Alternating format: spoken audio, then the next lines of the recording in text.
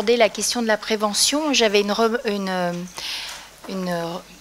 réaction aux travaux qui nous ont été présentés et au travail intéressant qu'ont fait notamment les étudiants en médecine sur ce que devrait être leur formation dans le futur. Et ce que je peux remarquer, c'est que ce qu'ils demandent pour leur propre formation, Ilona pourrait le demander aussi pour la formation des étudiants en sciences infirmières. Elle ne l'a pas abordé, elle s'est tout de suite projetée dans son futur métier, mais les étudiants en sciences infirmières auraient besoin également que leur programme soit un petit peu plus adapté. Il nous manque encore 400 heures qu'on va bloquer en 3 ans.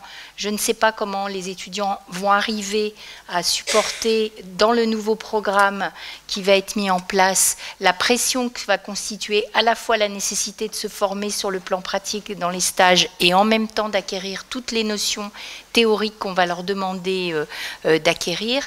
Et de la même manière, quand on parlait de qualité de vie pour ces étudiants, de santé de ces étudiants, de prévention du surmenage et du stress, ces problématiques-là s'imposent également pour les étudiants en soins infirmiers.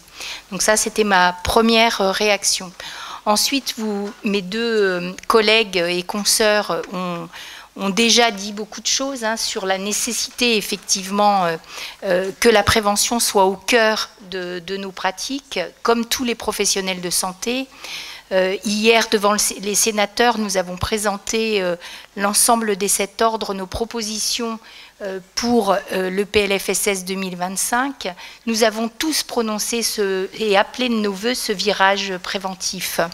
Malheureusement, cette année ne pourra peut-être pas encore nous permettre d'impulser ce virage que nous appelons. Pour ce qui est des infirmiers, Julie l'a dit, les infirmières libérales ont un potentiel, mais actuellement cette activité d'éducation à la santé, de prévention n'est absolument pas reconnue.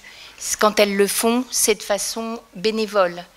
Et à l'hôpital, la situation n'est pas guère mieux, puisque la majeure partie des services hospitaliers sont organisés pour délivrer du soin, pour faire de l'acte, et les temps d'accompagnement des patients ne sont quasiment jamais possibles. L'infirmière n'a pas le temps de faire ce qu'elle pourrait faire, c'est-à-dire de la prévention on va rentrer dans le mois de novembre pour le tabac, pour faire de la prévention sur la manière de vivre sa maladie, la manière de mieux se prendre soin de soi-même.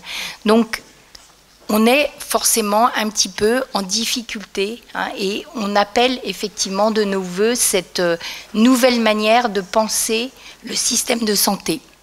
Ce que je voulais rajouter, c'est que pour moi, certes, les professionnels de santé sont des acteurs de cette prévention, mais pour moi, ça ne s'arrête pas là. J'aurais tendance à dire que notre ministre de l'Éducation nationale, dans la façon dont il va orienter les programmes d'éducation pour nos enfants et nos petits-enfants, puisque moi je suis grand-mère, c'est aussi de la prévention. Prévoir du sport à l'école, éduquer les enfants pour une meilleure manière de se nourrir, c'est de la prévention. Donc finalement, la prévention, c'est certes notre affaire en tant que professionnel de santé, mais je dirais que c'est l'affaire vraiment de tous les décideurs politiques, des maires, on l'a évoqué à un moment, des maires dans les communes, comment on prévoit l'organisation du sport, comment on prévoit la possibilité de la mobilité à l'intérieur des communes, etc., etc. Donc, certes, nous sommes impliqués en tant que professionnels de santé dans ce sujet de la prévention, mais nous ne sommes pas les seuls acteurs. Et on a parlé de décloisonnement au sein des professionnels de santé, mais il faut aller au-delà, à mon sens.